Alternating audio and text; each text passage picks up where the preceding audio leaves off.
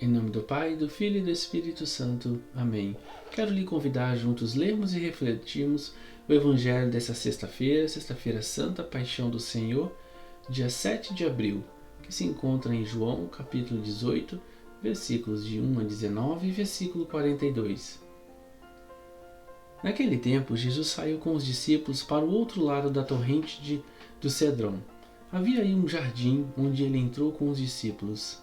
Também Judas, o traidor, conhecia o lugar, porque Jesus costumava reunir-se aí com seus discípulos.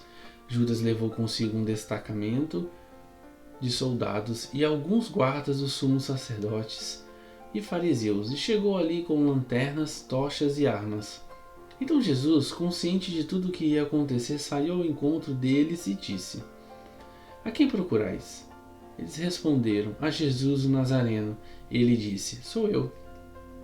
Judas, o traidor, estava junto com eles. Quando Jesus disse: "Sou eu", eles recuaram e caíram por terra. De novo lhes perguntou: "A quem procurais?" Eles responderam: "A Jesus o Nazareno." Jesus respondeu: "Já vos disse que sou eu.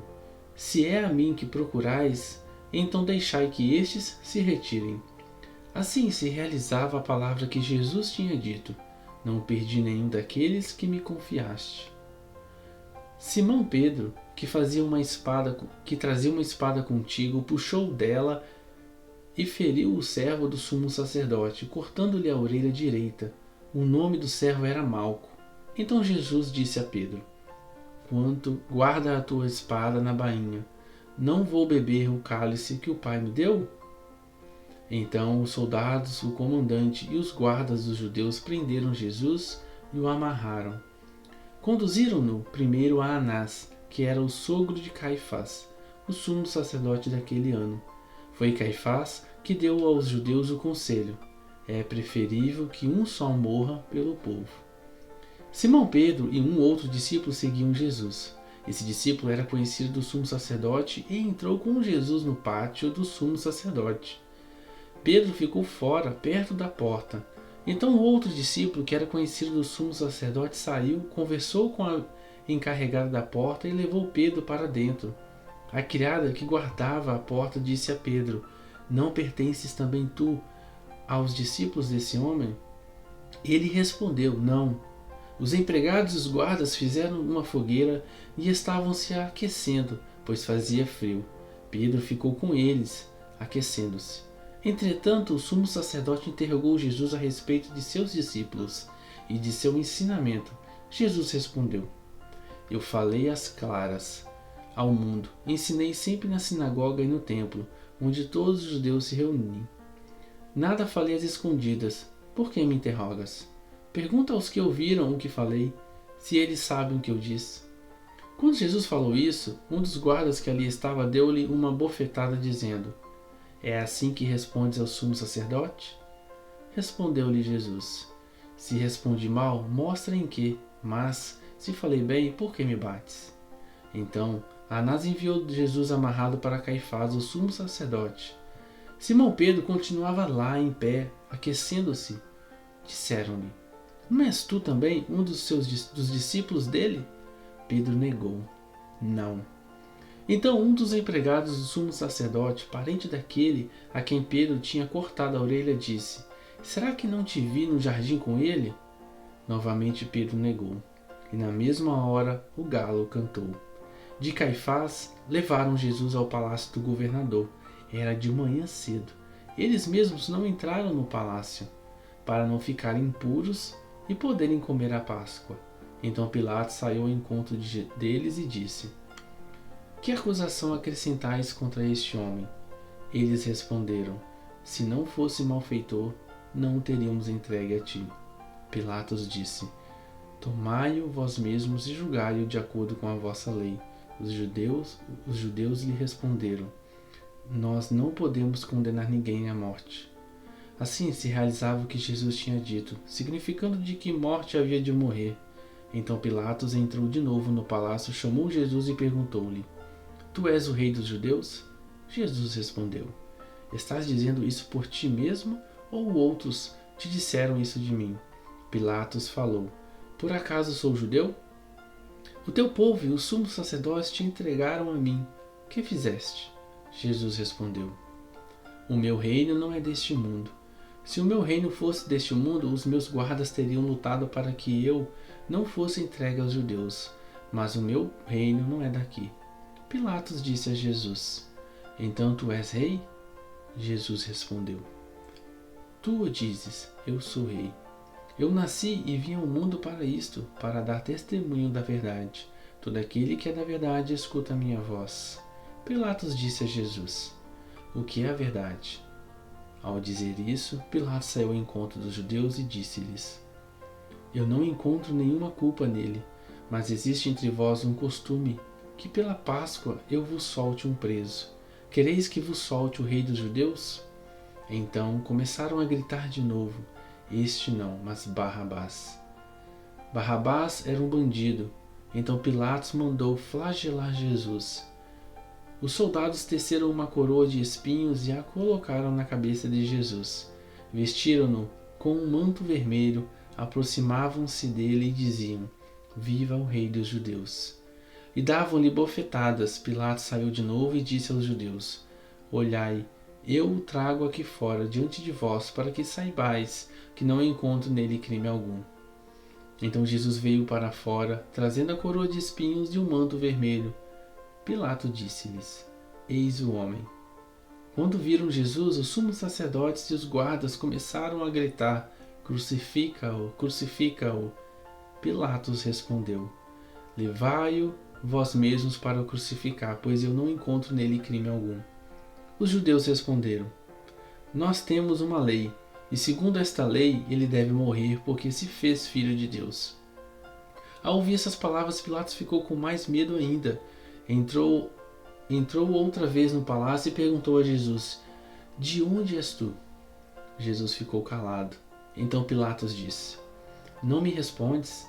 Não sabes que tenho autoridade para te soltar e autoridade para te crucificar? Jesus respondeu: Tu não terias autoridade alguma sobre mim se ela não te fosse dada do alto. Quem me entregou a ti, portanto, tem culpa maior. Por causa disso, Pilatos procurava soltar Jesus, mas os judeus gritavam: Se soltas este homem, não és amigo de César. Todo aquele que se faz rei declara-se contra César. Ouvindo essas palavras, Pilatos levou Jesus para fora e sentou-se no tribunal, no lugar chamado Pavimento, em hebraico Gábata. Era o dia da preparação da Páscoa, por volta do meio-dia. Pilatos disse aos judeus: Eis o vosso rei. Eles, porém, gritavam: Fora, fora, crucifica-o. Pilatos disse: Rei de crucificar o vosso rei? Os sumos sacerdotes responderam: Não temos outro rei senão César. Então Pilatos entregou Jesus para ser crucificado e eles o levaram. Jesus tomou a cruz sobre si e saiu para o lugar chamado Calvário, em hebraico Gólgota. Ali o crucificaram com outros dois, um de cada lado e Jesus no meio. Pilatos mandou ainda escrever um letreiro e colocá-lo na cruz. Nele estava escrito: Jesus Nazareno, o Rei dos Judeus. Muitos judeus puderam ver o letreiro, porque o lugar em que Jesus foi crucificado ficava perto da cidade. O letreiro estava escrito em hebraico, latim e grego. Então os sumos sacerdotes judeus disseram a Pilatos: Não escrevas o Rei dos Judeus, mas sim o que ele disse: Eu sou o Rei dos Judeus. Pilatos respondeu: O que escrevi está escrito. Depois que crucificaram Jesus, os soldados repartiram a sua roupa em 4 partes, uma parte para cada soldado. Quanto à túnica, esta era tecida sem costura, em peça única de alto a baixo. Disseram então entre si: Não vamos dividir a túnica. Tiremos a sorte para ver de quem será. Assim se cumpriria a escritura que diz: Repartiram entre si as minhas vestes e lançaram sorte sobre a minha túnica. Assim procederam os soldados. Perto da cruz de Jesus estavam de pé a sua mãe, a irmã da sua mãe, Maria de Cleofas e Maria Madalena. Jesus, ao ver sua mãe e ao lado dela o discípulo que ele amava, disse à mãe: Mulher, este é o teu filho. Depois disse ao discípulo: Esta é a tua mãe. Daquela hora em diante o discípulo a acolheu consigo. Depois disso, Jesus, sabendo que tudo estava consumado e para que a Escritura se cumprisse até o fim, disse: Tenho sede. Havia ali uma jarra cheia de vinagre. Amarraram numa vara uma esponja embebida de vinagre e levaram-na à boca de Jesus. Ele tomou o vinagre e disse: Tudo está consumado. E, inclinando a cabeça, entregou o Espírito. Era o dia da preparação para a Páscoa. Os judeus queriam evitar que os corpos ficassem na cruz durante o sábado, porque aquele sábado era dia de festa solene. Então pediram a Pilatos que mandasse quebrar as pernas aos crucificados e os tirasse da cruz. Os soldados foram e quebraram as pernas de um e depois do outro que foram crucificados com Jesus. Ao se aproximarem de Jesus e vendo que já estava morto, não lhe quebraram as pernas. Mas um soldado abriu-lhe o lado com uma lança e logo saiu sangue e água. Aquele que viu dá testemunho, e seu testemunho é verdadeiro. E ele sabe que fala a verdade, para que vós também acrediteis. Isso aconteceu para que se cumprisse a Escritura que diz: Não quebrarão nenhum dos seus ossos. E outra Escritura ainda diz: Olharão para aquele que transpassaram. Depois disso, José de Arimateia, que era discípulo de Jesus, mas às escondidas, por medo dos judeus, pediu a Pilatos para tirar o corpo de Jesus. Pilatos consentiu. Então José veio tirar o corpo de Jesus. Chegou também Nicodemos, o mesmo que tinha ido de noite encontrar-se com Jesus. Levou uns 30 quilos de perfume feito de mirra e aloés. Então tomaram o corpo de Jesus e envolveram-no com os aromas em faixas de linho, como os judeus costumam sepultar. No lugar onde Jesus foi crucificado havia um jardim, e no jardim um túmulo novo, onde ainda ninguém tinha sido sepultado. Por causa da preparação da Páscoa, e como o túmulo estava perto, foi ali que colocaram Jesus. Palavra da salvação, glória a vós, Senhor. Refletindo no Evangelho de hoje, o relato da paixão de Jesus é texto para ler, ouvir, meditar e contemplar. É o coroamento da obra salvadora de Jesus, que nos revela o Pai e nos ensina como viver seu plano de amor. Como um bom pastor, ele entrega livremente a sua própria vida em favor de toda a humanidade. Os poderes deste mundo cumprem o seu papel de maneira apressada e banal, condenam à morte o inocente Jesus. Ele, Jesus, porém, enfrenta a paixão e a morte com coragem e soberania. Ele bem o sabe, que a cruz que susterá seu corpo recebe novo sentido. Antes objeto de maldição, ela torna-se um instrumento de redenção universal. Então a cruz, antes que era um objeto de maldição, ela passa a se tornar um instrumento de redenção universal.